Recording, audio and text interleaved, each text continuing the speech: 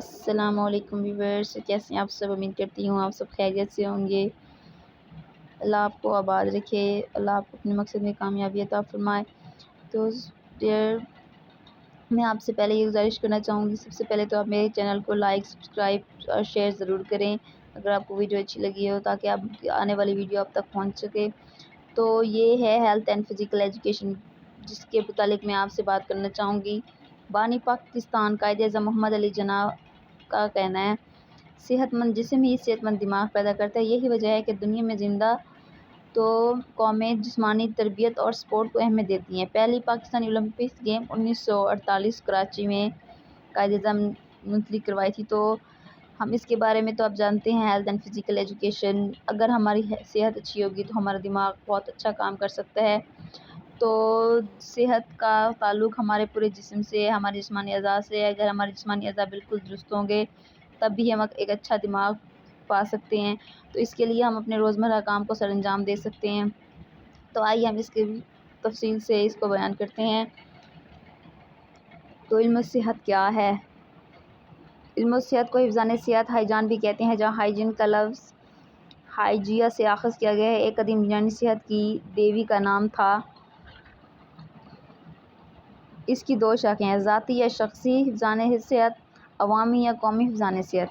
ذاتی حفظان صحت کے تحت کسی ایک انسان کی شخصی صحت کو برقرار رکھنے کے اصول و ضوابط ہوتے ہیں، جس میں جسم، لباس، گھر کی صفائی وغیرہ کی اہمیت ہوتی ہے۔ اس میں ہمیں بتایا جا رہا ہے کہ جو ذاتی ہے نا حفظان صحت، وہ ہے ہماری ذات کی۔ وہ ذات ہماری کیا ہے؟ ہمیں اپنے گھر، اپنے لباس، اپنے جسم کی صفائی کا خاص خیال رکھنا چاہیے، جو کہ اگر ہمارا جسم، گھر، ہمارا لباس اچھا اور صاف ستھرا ہوگا تو اس سے ہماری صحت پر بہت اچھا اثر ہوتا ہے۔ تو اس لیے ہمیں چاہیے اپنی بستیوں میں، گاؤں میں، قصبوں اور شہروں کی صفائی کے علاوہ متعدد امراض کی روک تھام میں بھی اس شاخ کو شامل کرنا چاہیے۔ اگر ہم اچھی صحت چاہتے ہیں تو ہمیں صاف صفائی کا بہت خیال رکھنا ہوگا۔ صحت مند رہنے کے لیے صحت مندی اصولوں سے واقفیت دلانا لازمی ہے۔ ذہنی اور جسمانی صحت کی حفظان کے لیے افراد کی تربیت کرنا ہے۔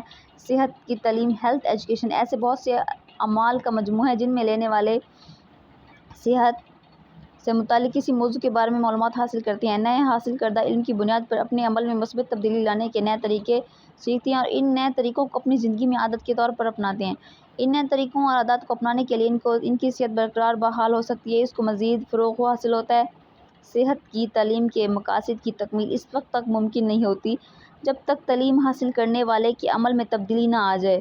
یہ میں نے آپ کو پہلی ویڈیو میں بھی بتایا تھا کہ تعلیم جو ہے وہ عمل کے ساتھ، علم جو ہے نا وہ عمل کے ساتھ جچتا ہے۔ تو یہ علم جو ہے، عمل جو ہے علم کا سنگھار ہے۔ تو اگر ہم علم حاصل کریں گے، عمل نہیں ہوگا تو وہ ہمارے کسی کام کا نہیں ہے۔ تو ہم نے علم اور عمل دونوں کو ساتھ ساتھ لے کے چلنا ہے۔ اور ہم نے اپنی صحت کے بارے میں بھی صحت کا بھی بہت خیال رکھنا ہے۔ اور اس لیے ضروری ہے کہ ایک کامیابی ہیلتھ ایجوکیٹر کو عمل میں تبدیل کے مراحل کا علم ہے۔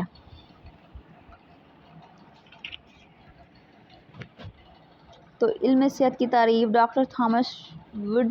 علم صحت ان تجربات کے مجموعے کا نام ہے جو شخصی، قومی اور معاشرتی صحت سے متعلق علم، عادات اور رویوں پر مثبت اثرات چھوڑتے ہیں۔ یعنی اس کے لیے ہمیں صحت کو ترقی دینا ہوگا، صحت کو برقرار رکھنا ہوگا، صحت کو بحال رکھنا ہوگا۔